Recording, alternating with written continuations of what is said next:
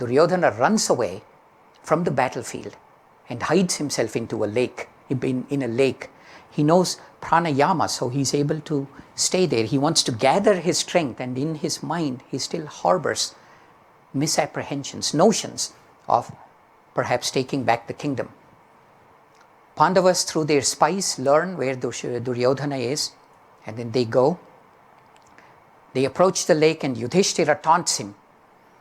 Duryodhana, after being responsible for the death of everybody that trusted you, how could you hide like a coward? Be a man. Come out, face your destiny. And Duryodhana says, go away, I'll face you tomorrow. I need to gather my strength, I'm resting. And Yudhishthira laughs. Our grandfather Bhishma, at his age, fought indomitably for 10 days. You call yourself a Kshatriya, a warrior? Come out right this moment, or your name will live in even more infamy that you have already brought upon yourself. So shamed into action, Duryodhana comes up. Draupadi is watching. Here was the one in the open assembly. He had slapped his thigh and said, Draupadi, you're my slave. Come sit on my thighs. He was lascivious, lewd. Draupadi is watching. And Duryodhana comes up and he says, I have nothing to fight with. Everything's gone.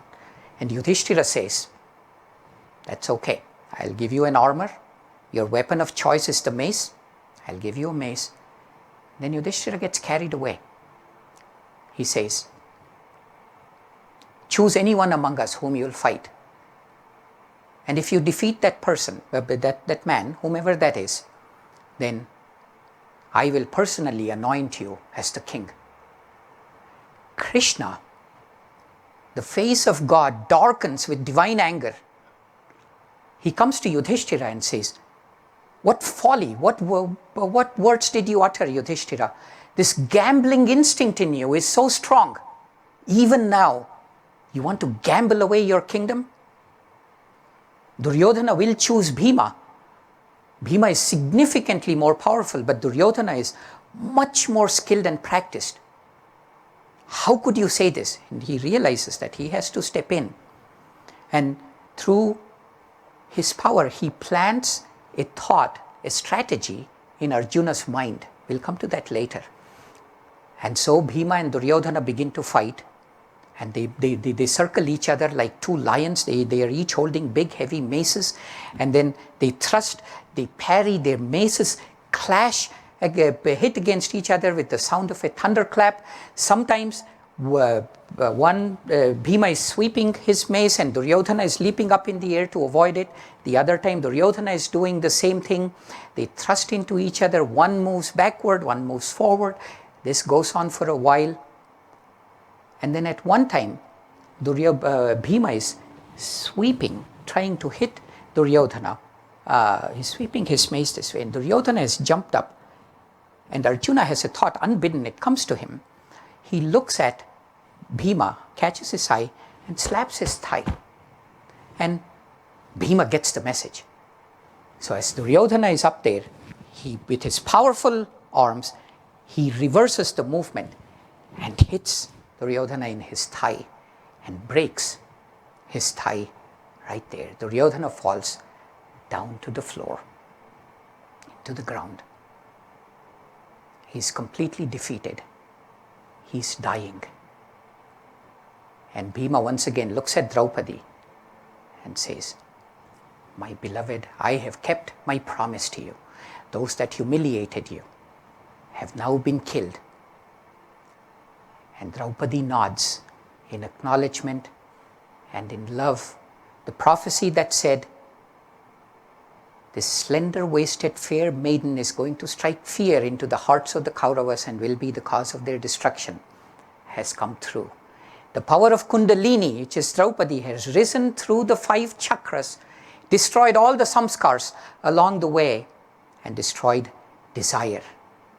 The yogi, if this was your battle, you would now be free of desire. Very, very, very close to samadhi. And as Duryodhana dies, Yudhishthira now has an awful task. Remember Gandhari, the blindfolded mother of all the Kauravas? She had blindfolded herself because she got married to the blind king. He has to tell her that all her children have died. So the Pandavas go, and Gandhari looks at Bhima. She's in the battlefield looking, she cannot look, but feeling for her sons. What a horrible, heart-rending scene it is.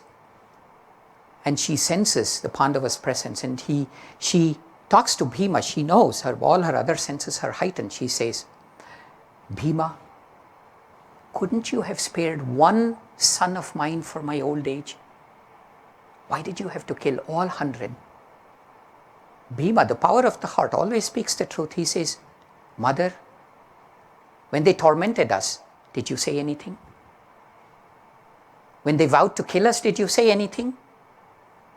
How do you expect us to behave differently? Gandhari gets even angrier. She looks at Yudhishthira and says, Yudhishthira, come to me. And Yudhishthira says, Mother, if you have to blame anybody, blame me. I am responsible for all of this. And hearing his words of penitence, Gandhari's anger, not sorrow, her anger, reduces. And as she lowers her gaze, such is the power of her gaze even behind the blindfold, that as she lowers her gaze from beneath the blindfold, comes this heat that scorches and burns Yudhishthira's toenails.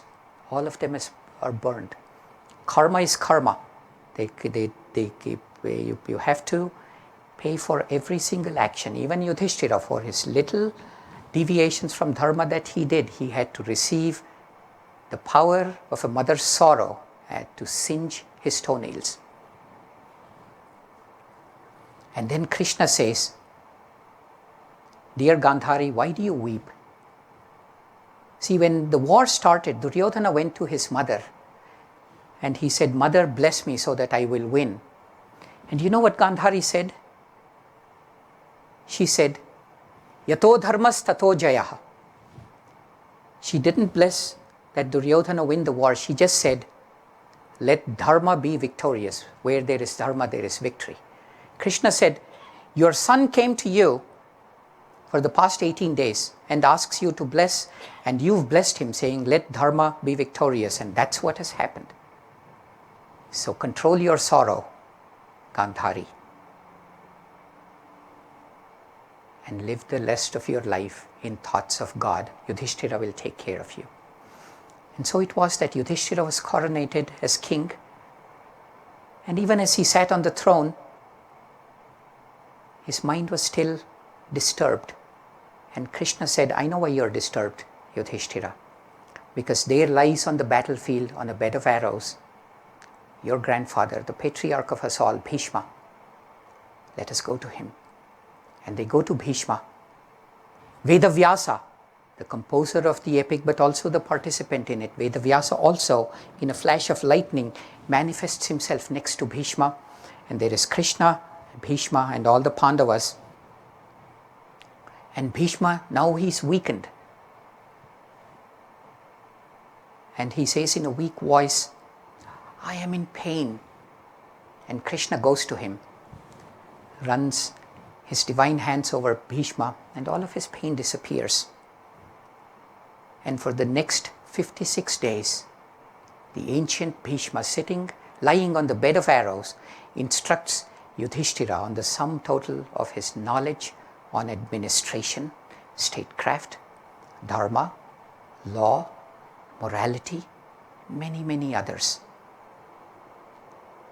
The ego is not all bad. It is, after all, a reflection of spirit within us. And so it was with Bhishma.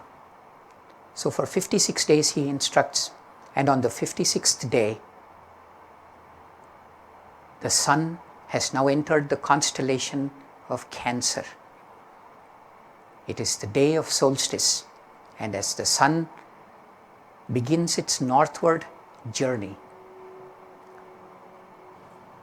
Vyasa is on one side, Krishna is on the other side, the Pandavas are at his feet, Kunti, Draupadi, they are all there. Bhishma closes his eyes, and his last exhalation comes out. The energy, instead of going up the spine as an inhalation, instead enters the deep spine, the Sushumna, travels up the deeper spine, Vajra, Chitra, and eventually the Brahma Nadi, the channel, and emerges out of his head, his soul, in an orb of light, and the orb of light circles the great Vedavyasa at his feet and circles back into Krishna's heart. The great Bhishma has died. The ego has finally died. As Yogananda said, I killed Yogananda a long time ago, that if this were you, if this were me, and God willing, that day will come to us all one day. The ego has dead. Nirvikalpa Samadhi, undisturbed oneness in God.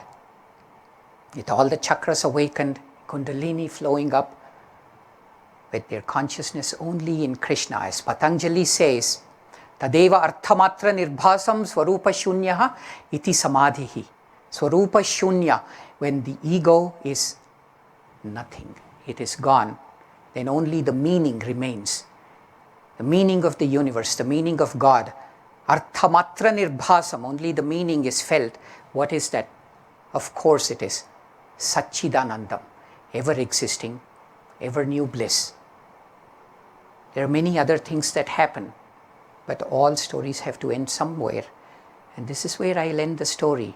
And I'll take you back to when Dhritarashtra asks Sanjaya in the beginning of the Bhagavad Gita, Dharmakshetre Kurukshetre Samaveta Yuyutsavaha Mamakaha Pandavas Chaiva Kimakurvata Sanjaya.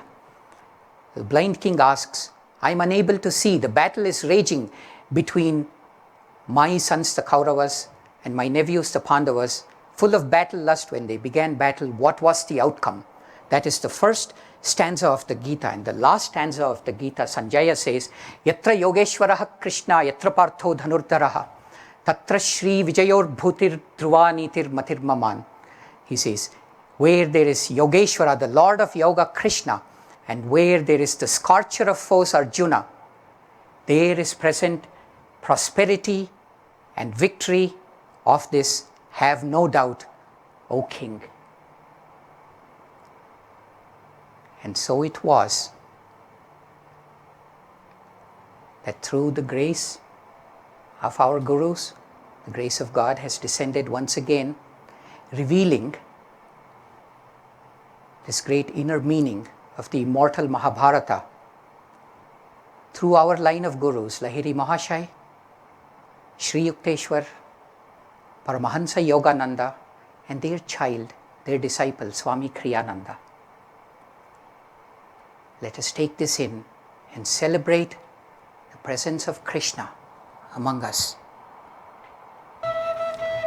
We'll chant for a few minutes. Chant along if you like.